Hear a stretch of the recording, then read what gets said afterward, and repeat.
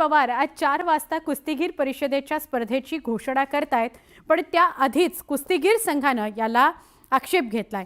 राज्यातील कुस्तीगीर परिषदेत उभी फूट पडल्यापासून गेली 2 वर्ष रामदास तडस यांचा कुस्तीगीर संघ आणि बालासाहेब लांडगे यांची कुस्तीगीर परिषद या 2 संघटना स्वतंत्रपणे महाराष्ट्र केसरी स्पर्धा भरवतायत। या दोन्ही संघटनांचा वाद न्यायप्रविष्ट असल्यानं या दोन्ही संघटना स्वतःला अधिकृत मानतात, पण राष्ट्रीय स्तरावर फक्त आम्हालाच मान्यता असल्याचा दावा संदीप भोंडवे यांनी केला।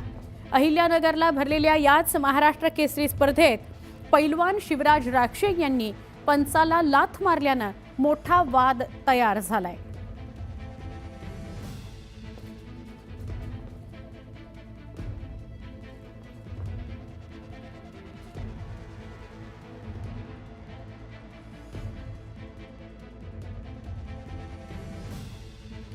यावर्षीच्या महाराष्ट्र केसरी कुस्ती स्पर्धेचा वाद चांगलाच रंगल्याचं पाहायला मिळालं। आता या स्पर्धेची चौकशी आहे ते होणार आहे। शिवराज राक्षे आणि पृथ्वीराज मोहोळ यांच्यामध्ये झालेला अंतिम सामना आता चौकशीच्या फेऱ्यात आलेला आहे। खरं तर शिवराज राक्षे यांच्यावरती अन्याय झाल्याचा आरोप हे केला जात होता आणि स्वतः शिवराज राक्षे हे सुद्धा त्यानिमित्तानं आक्रमक झाल्याचं पाहायला मिळालं। कुस्ती झाल्यानंतर त्यांनी जी भूमिका मांडली किंवा पंचांच्या बाबत जे वर्तन केलं त्यावरून त्यांच्यावरती सुद्धा टीका झाली।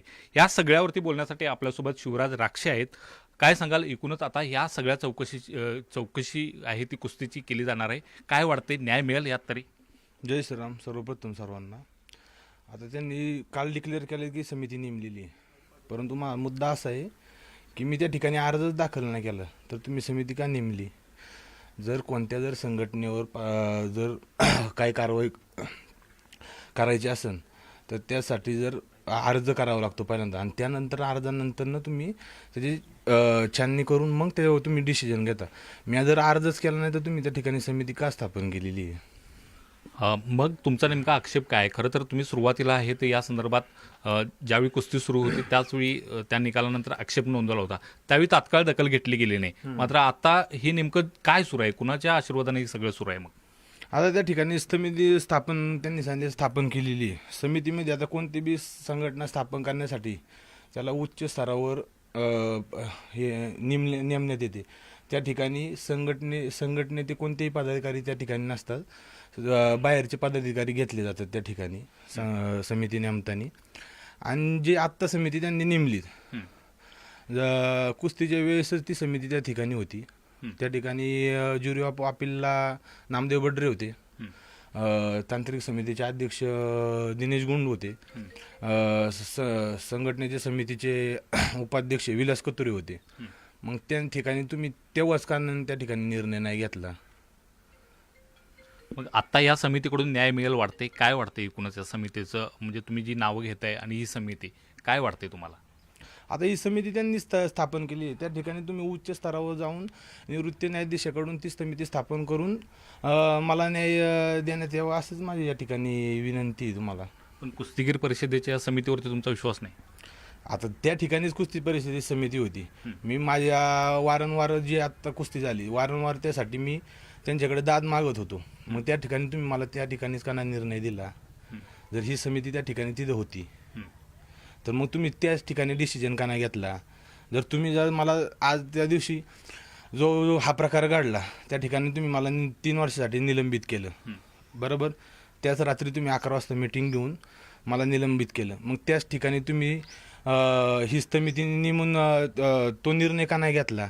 आज स्पर्धेला 16-17 दिवस झालेले, तुम्ही त्या दिवशी माझ्यावर रात्री कारवाई केली, मग तुम्ही आत्ता 15-16 दिवसांनी का हा निर्णय घेताय? त्या ठिकाणीच का नाही निर्णय घेतला? मग असं का होते? कारवाईसाठी तात्काळ पुढाकार घेतला जातोय आणि तुम्हाला न्याय देण्यासाठी मात्र अशा पद्धतीने विलंबानं समिती स्थापन केली जाते? हो, आता मग आता त्यांचीच ती समिती आहे ना, त्याबद्दल आता आपण काय बोलू शकतो ना। आता विषय आता असा झाला, दुसरा मुद्दा मांडायचा झाला तर बक्षिसाचा विषय। संदीप भोंडवे स्वतः छाती ठोकपणे सांगतात की पहिला कोणत्या अन्याय होऊ देणार नाही। मग त्या ठिकाणी महेंद्र गायकवाडला जे बक्षीस होतं, जे माझं बक्षीस होतं, ते तुम्ही का टाळलं गेलं? हा म्हणला त्यांना मला बोलण्याचा अधिकार आहे। काय होतं नेमकं बक्षीस? महेंद्रला बुलेरो थार होती आणि मला स्प्लेंडर गाडी होती। त्याला पण दिलं नाही? नाही बक्षीस दिलं त्याला पण। हे सगळं कोण करते? खरं तर ह्यामुळं महाराष्ट्र केसरी ह्या कुस्ती स्पर्धेला गालबोट लागते वाटत नाही का मग?